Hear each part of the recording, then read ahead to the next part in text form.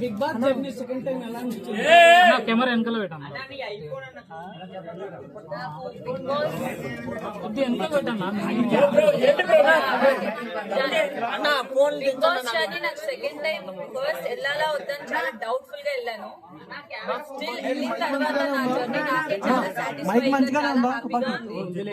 Second time అయినా వచ్చిన chance ఆలోచించి చాలా హ్యాపీగా ఫీల్ అవుతున్నాను. And I'm very proud of my self.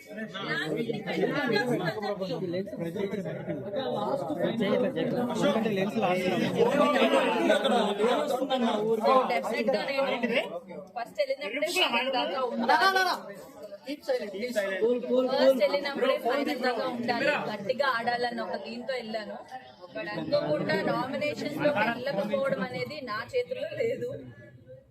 ఈ సీజన్ నామినేషన్ ప్రక్రియలన్నీ డిఫరెంట్ గా అయినాయి. బయట నుంచి రావడం, పెయింట్ బ్రష్లు, జైలు సంథింగ్ అట్లా. ఓన్లీ వన్స్ అవినాష్ నన్ను సేవ్ చేశాడు. మిగతా టైమ్స్ అంతా నన్ను నామినేషన్స్ లోకి వేయడానికి చాలా ఆప్షన్స్ ఉన్నాయి. బట్ ఎందుకు వెళ్ళలేదో నా లక్కో లేకపోతే ఏంటో తెలియదు. కానీ ఒకేసారి 14th వీక్ లో నామినేషన్ కి వెళ్ళడం వల్ల ఓట్ బ్యాంక్ క్రియేట్ అవ్వకపోవడం వల్ల నేను ఎలిమినేట్ అయ్యానని ఇప్పటికీ నమ్ముతున్నా. బికాస్ నా గేమ్ మీద నాకు కాన్ఫిడెన్స్ ఉంది. ఓన్లీ ఆ ఒక్క టాస్కే కాదు, వెళ్ళిన దగ్గర నుంచి కూడా నా బెస్ట్ ఇస్తూ గట్టిగా ఆడానని నా నమ్మకం. So only because of vote bank create అవ్వలేదు, ఒక్క వీక్ రావడం అనేది నా డ్రాబ్యాక్ అని నా ఒపీనియన్.